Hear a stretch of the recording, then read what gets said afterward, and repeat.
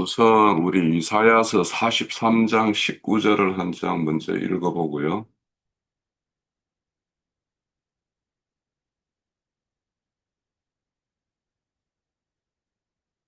자, 18절부터 읽읍시다. 너희는 이전 일을 기억하지 말며 옛날 일을 생각하지 말라. 보라, 내가 새 일을 행하리니 이제 나타날 것이라.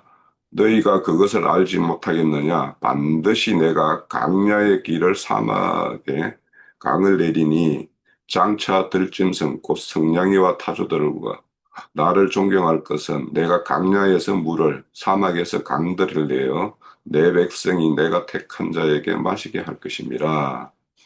이 백성이 내가 나를 위하여 지었나니 나를 찬송하게 하려 함이니라. 이렇게 말씀을 해요. 이거는 43장은 이제 지금까지 하나님의 어떤 순종치 못해서 바벨론으로 이렇게 포로로 잡혀갔지만 이제 하나님의 어떤 구원의 날이 이럴 것이다라고 말씀을 하시면서 그 구원의 이름이 이제 표현되는 것이 18절에서 그 21절까지의 어떤 내용입니다.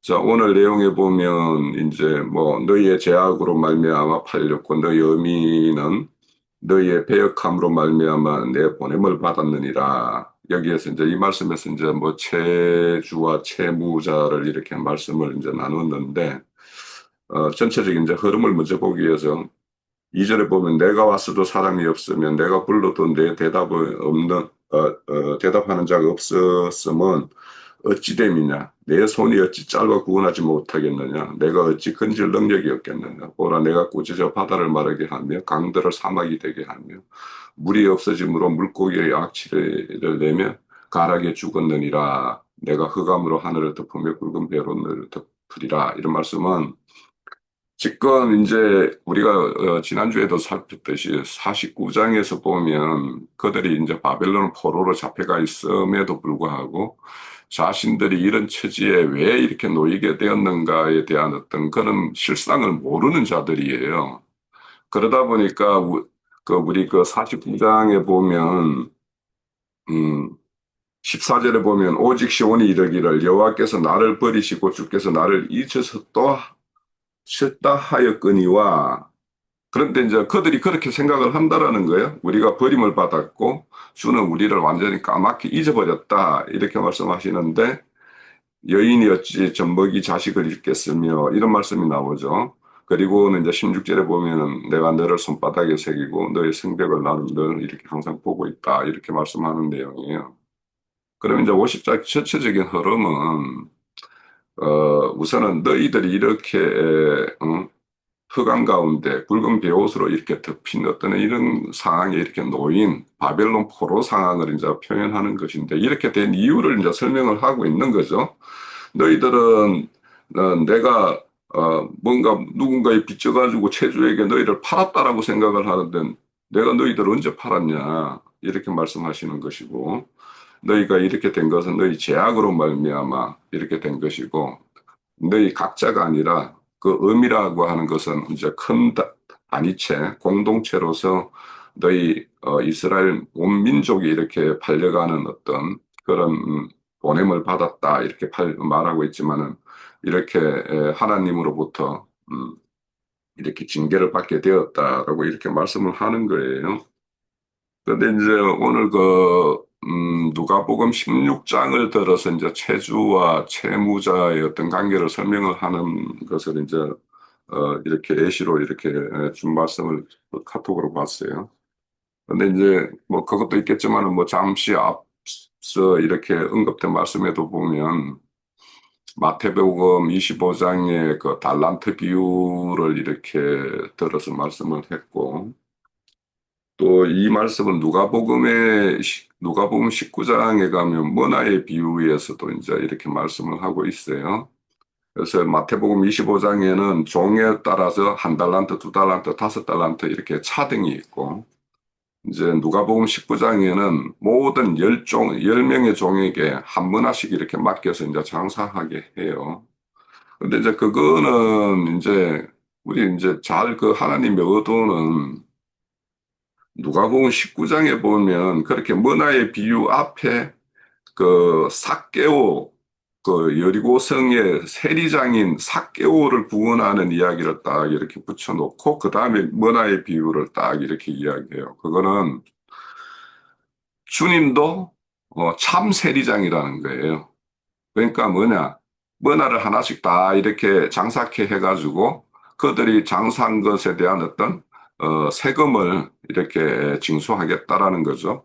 우리 요즘에 그 창세기에 보면 요셉의 어떤 그 애굽 땅의 그 고지법에도 보면 5분의 1을 바로에게 이렇게 바치고 5분의 4로 자신의 양식도 하고 종자도 하게끔 이렇게 하는 것과 똑같이 그렇게 세금을 바치는 거죠. 이제 그것이 진정한 이제 하나님과 믿는 자들과의 채무 관계는 하나님이 채주이시고 우리가 그런 채무를 진 자예요. 책임을 맡은 자라는 것이죠. 자, 그런 차원에서 우리가 이제 이 말씀을 이해를 해야 될 것 같고, 그런데 이제 그 우리가 그 16장의 말씀은 누가복음 16장의 말씀은 참 이해를 잘 해야 돼요. 그거는 우선 누가복음 16장의 말씀은 누가복음 15장에 두 아들의 비유에서 우리가 딱 이렇게 건너와야지만이 이 말씀이 이제 이해가 되는 거예요. 그래서 거기에서 맏아들은 어, 유대인들, 유대교에 이렇게 점철되어 있는 그런 바리새인과 서기관, 율법사들을 상징하는 것이고, 둘째 아들은 그렇게 아버지의 어떤 재산을 이렇게 탕감했던, 그래서 16장에서 불의한 청지기가 그에 해당되는 거죠. 그래서 먼 나라 가가지고 아버지의 유산을 다 탕진하고는 다시 아버지께 나를 품꾼 중에 하나로 이렇게 채용해 달라고 할 때 아버지가 그를 이제 참아들로 맞이해서 이제 장사하고 잔치를 베풀고 뭐 소를 잡고 뭐 이렇게 뭡니까 색동옷을 입히고 이렇게 하죠. 그것이 이제 온전한 구원의 어떤 모습이죠. 그러니까 우리가 다 이렇게 아버지가 맡긴 그런 재산을 그렇게 탕진했던 사람이에요. 그거는 세상 사람의 어떤 모습이기도 하고 또 종교 체계에 있을 때 우리에게 뭐 하나님께서 이렇게 기대한 바가 있을 텐데 그것을 그렇게 행하지 못하고 율법적 종교 행습을 이렇게 행했던 그런 어떤 우리의 과거의 모습이 이런 불의한 청지기와 같아요. 그런데 이런 불의한 청지기가 이제 돌이킨 거죠. 그래서 여기에서 뭐냐면 2세대의 아들들과 빛의 아들들을 이렇게 대조되는데 이 세대의 아들은 주님이 이 땅에 오셨을 때 그 시대 때 하나님의 사역자들을 이 세대들의 아들들이라고 이야기하는 것이고 여기에서 빛의 아들들이라고 하는 것은 자칭 스스로 나는 빛의 아들이라고 자부하는 유대교 바리새인들 그들을 상징하는 것으로 이거 말씀을 바꿔서 봐야지 이거 이 말씀이 이해가 되는 거예요. 그래서 그들이 이렇게 뭐냐면 작은 일, 돈의 어떤 그런 작은 일이라는 것은 세상 시인의 어떤 상징인 돈, 그 돈, 그것도 이 불의한 재물이라는 것도 우리가 잘 이렇게 봐야 되는 것이 어, 그 부자가 맡긴 것이 세상의 어떤 물질의 어떤 돈이겠느냐라는 거예요. 그 부자는 물질도 다 하나님에 속한 것이지만 하나님이 진정한 청지기에게 맡긴 것은 말씀이죠. 복음의 말씀, 구원의 말씀. 이는 말씀을 맡겼는데 그것을 불의한 제물로 쓰는 자들은 그 말씀을 율법적으로 해서 오히려 죄인들을 옥죄고 그들의 어떤 어, 실상을 더 이렇게 궁핍하게 만들어 가지고 오히려 자신들의 어떤 배를 불리는 그래서 여기에서 불의한 재물이라는 것은 그런 어떤 참된 진리의 말씀을 이렇게 온전히 이렇게 구원의 말씀으로 이렇게 베풀어서 그런 어떤 주님의 어떤 새로운 어떤 친구들을 이렇게 만드는 이런 작업을 하지 않고 오히려 자기 배를 불리는 이런 일을 한 자들을 불의한 청지기로 이렇게 말을 하는 거예요. 그런데 그런 자들 중에서 그러니까 앞에서 보면은 맏아들과 같은 거예요. 그러니까 두 아들 중에서, 맏아들과 같은 아들 중에서 돌이킨 한 자들이 있다라는 거죠. 그러니까 우리가 세속 종교인들 중에서 그런 그 종교 체계에 있는 그들의 어떤 그 선지자 노릇을 했던 사람들 중에서 돌이켜서 그 질을 모두 버리고 참 그 청지기로 돌아온 자들, 그런 자들을 여기에서 불의한 청지기라고 우리가 말하는 어떤 내용에서는 그런 어떤 청지기로서 온전히 새롭게 회복된 자들, 그러니까 주님의 제자로 돌아온 자들, 요한의 세례에 참여하는 그 제자들 중에서 일부가 주님의 제자로 돌아온 자들이 있잖아요. 그런 자들을 바로 여기에서 불의한 청직이라고 이야기하는 거예요. 돌아온 자들. 그래서 우리가 이런 어떤 그, 16장은 잘못 이해를 하면 제가 이게 굉장히 이제 형제님 강론을 들으면서 굉장히 은혜를 받았던 것 중에 하나예요. 이 16장이. 이걸 형제님이 해석하는 걸 보고, 아, 참, 음, 이런 해석을 하는 것이 참 놀랍다라고 이렇게 했던 것인데, 여기에 또 빚진 자들이 이렇게 정서를 가지고 와서 뭐, 얼마 빚진 자는 얼마로 이렇게 써라 하는 거 있죠.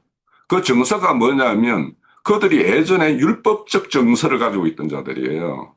애떠하게 이렇게 속해 있던 자들이 그렇게 그 빚을 탕감하지 못해서 그렇게 채무자로 이렇게 머물러 있는 자들에게 그들에게 하나님의 어떤 복음의 말씀으로 새 언약으로 가입되게 하는 것이 새 정서를 쓰는 거예요. 그것이.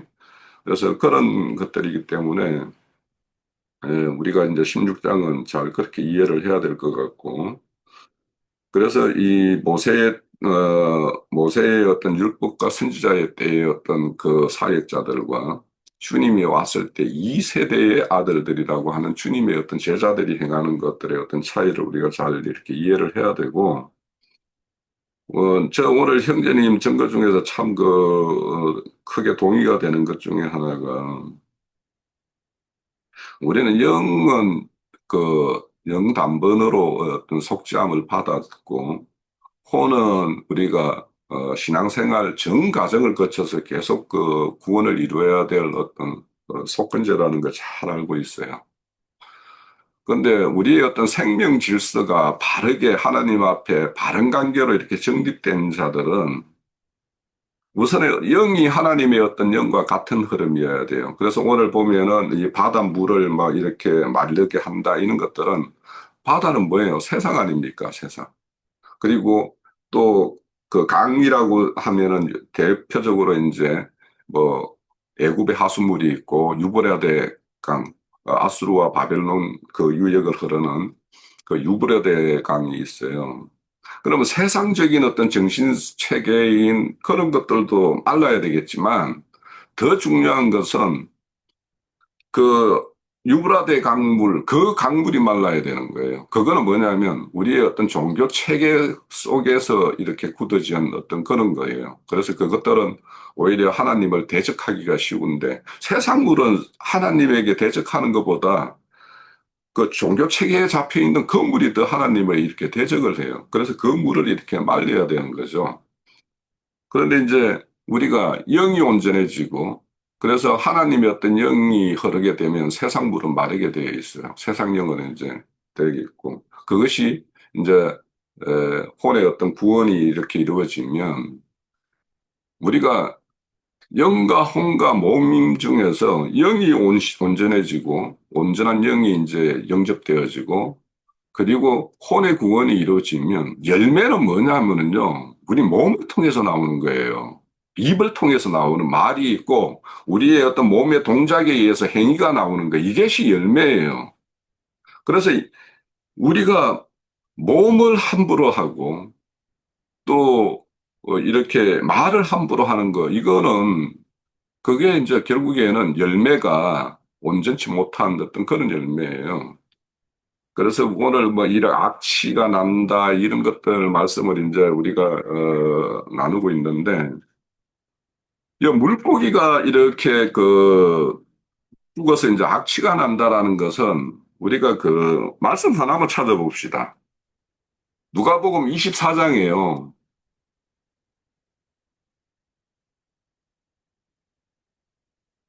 주님이 부활하셔가지고 제자들을 다시 찾아와서 이렇게 만났을 때 어떤 장면이에요. 24장 41절, 41절 좀 봅시다. 그들이 너무 기뻐함으로 이제 주님이 이제 그들을 찾아왔어요. 기쁨으로 아직도 믿지 못하고 놀랍게 여길 때 이르되 여기 무슨 먹을 것이 있느냐 하시고 이에 구운 생선 한 토막을 드리니 받으사 그 앞에서 잡수시더라 이렇게 되어 있는데 이제 우리 그 회복 성경에는 그 여기에는 구운 생선과 석청 한 조각이라고 이렇게 되어 있죠. 그러면 이제 구운 생선을 이제 주님이 오셔서 이렇게 조반으로 이렇게 드시는 거는 누가복음 여기 24장도 있지만은 요한복음 21장에도 나와요. 밤새 그 제자들이 그 고기잡이를 하는데 주님은 이제 그들을 만나기 위해서 와가지고는 이제 조반을 이렇게 준비하는 말씀이 나와요. 여기.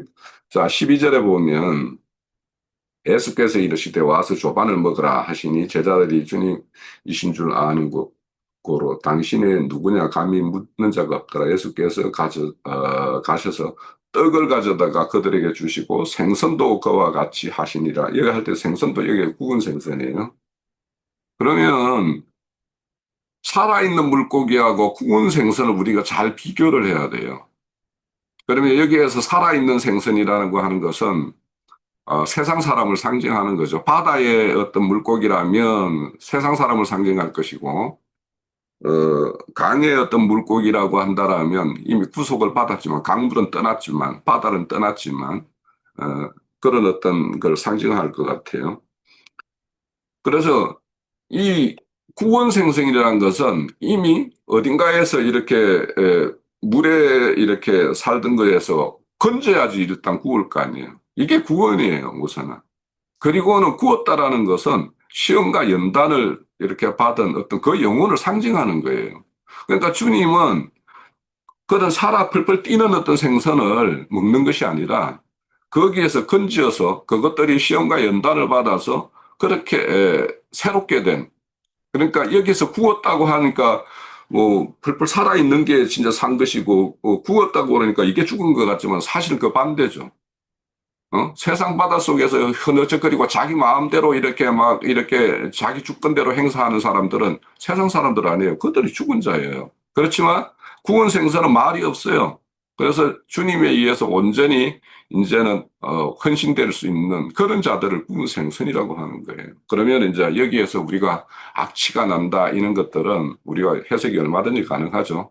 그러니까 세상 사람은 세상의 어떤 악취를 풍기는 것이고 종교계에 들어와 가지고 여전히 율법적 그런 행습을 함으로 인해 가지고 자신들의 어떤 의를 드러내는 바리새인과 서기관들 그러니까 여기에 보면 바리새인 서기관들은 이선자 자기의 어떤 그런 그 거짓된 것을 이렇게 감추기 위해서 포장하는 자들 아닙니까? 그런데 오늘 그 이사야서 50장은 너희들 실상을 확 다 드러내겠다라고 하는 것이 50장의 그 사막의 강물을 말리게 하겠고 사막의 물을 다 이렇게 강물을 사막으로 만들겠다는 것은 너희들이 감춰 있는 그 실상을 다 드러내야지만이 너희들은 구원이 되기 때문에 그렇게 하는 거예요. 지금 그래서 바벨론 포로로 잡혀가게 한 거예요. 그래서 오늘 이 내용을 우리는 이런 차원에서 좀 이해를 이렇게 좀 가질 필요가 있겠다 싶고 그래서 이제 우리가 그 하숫물을 이렇게 이야기할 때는 애굽의 하숫물과 유브라데강 하숫물을 두 가지를 구분을 해요.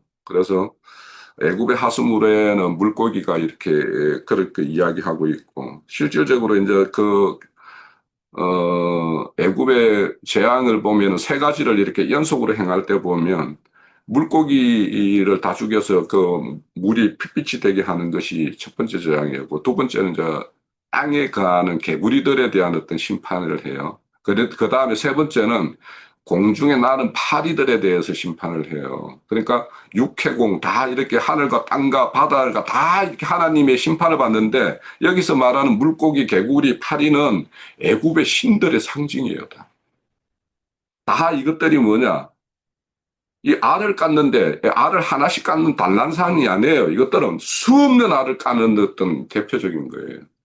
그래서 이런 것들이 그러니까 애굽의 하수물이라는 어떤 세상 사람들을 어떤 상징하는 것이라면 그 개구리 같은 경우는 유브라데 하수물에 사는 귀신의 영들, 더러운 영들, 한마디로 말하면 종교 지도자들을 이렇게 개구리에다가 이렇게 비유해요. 그래서 우리가 계시록에 보면 개구리 영에 대한 이야기가 나오죠. 그런 말씀을 이제 우리가 이야기하는 것인데 결국에는 이제 50장 3절까지는 너희들이 왜 이런 일을 당했는가에 대해서는 너희들 죄 때문이 아니냐라고 하는 것이 하나님의 어떤 그 말씀의 흐름이에요. 이름에도 불구하고 너희들을 나는 놓지 않는다라고 하는 것이 50장 이후에 계속 흘러가는 이야기고 너희들만이 아니라 이방 땅까지 이방의 어떤 빛으로서 이렇게 향할 것이다라고 말씀하시는 것이 이 우리 이사야서 50장의 어떤 전체적인 흐름이니까 그런 어떤 흐름에 맞춰서 우리가 좀 설명을 이해를 가지면 되겠어요. 예.